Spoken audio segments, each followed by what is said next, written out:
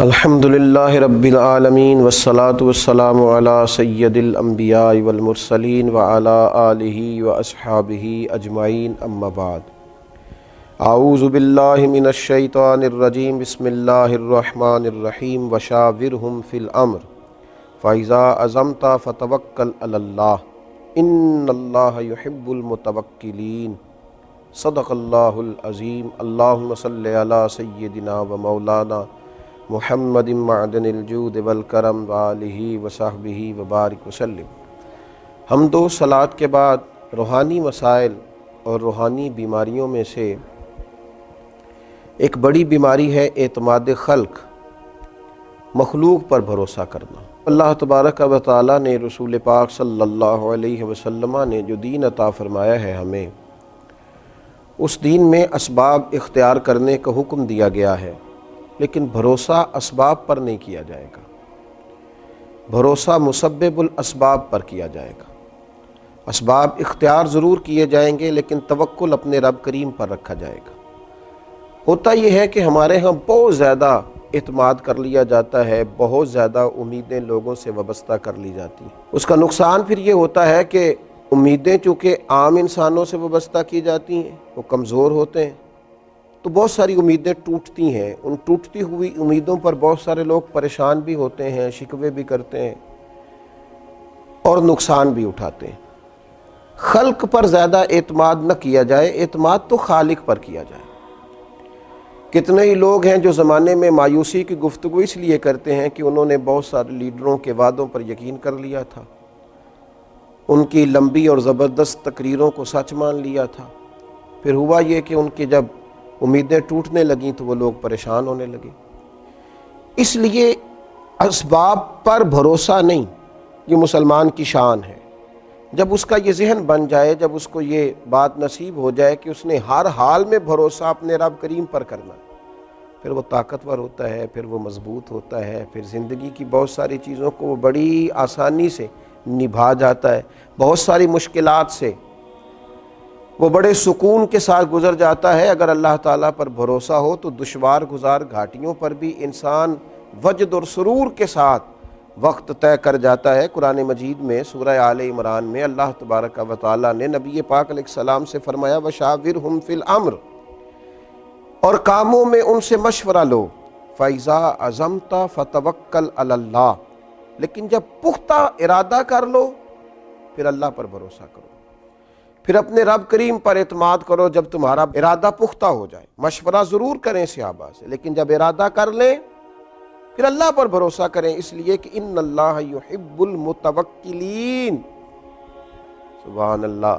فرمایا بے شک اللہ توکل کرنے والوں سے پیار کرتا ہے۔ یہ اللہ پر بھروسہ کرنے والے اللہ کے پیارے ہیں، اللہ ان سے محبت کرتا ہے۔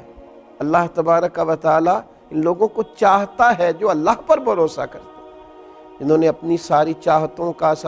کیا خوبصورت مثال ہے سیدنا ابراہیم خلیل اللہ کی، آگ میں پھینکا جا رہا ہے، اتنے بڑے مجمع میں دور دور تک اپنا دوست کوئی دکھائی نہیں دے رہا، کوئی نہیں ہے اپنائیت کا اظہار کرنے والا، ہمدردی کا اظہار کرنے والا، منجنیق میں ڈالا جا رہا ہے، میلوں پھیلی ہوئی آگ میں پھینکا جائے گا، فرشتہ حاضر ہوا ہے، عرض کرتا ہے میری ہوا پہ ذمہ داری ہے، اگر آپ حکم کریں تو ہوا نہ چلا دوں، اڑا نہ دوں اس آگ کو، فرمائیے۔ حضرت ابراہیم فرمانے لگے میری تجھ سے کوئی حاجت نہیں۔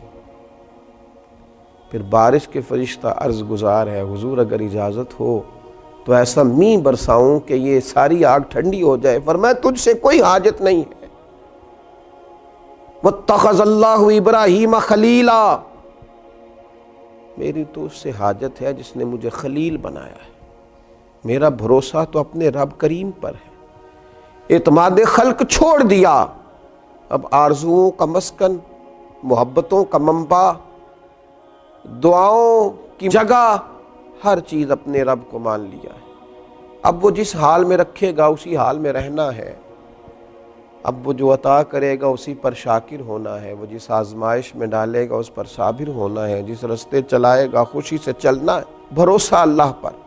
اعتماد اپنے رب پر، اپنے مالک کریم کی ذات پر،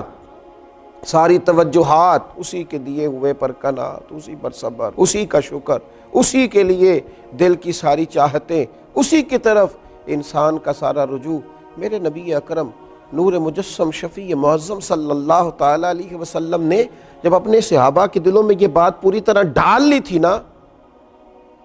کہ تم نے اللہ پہ بھروسہ کرنا، اعتماد خلق نہیں اعتماد خالق کرنا ہے،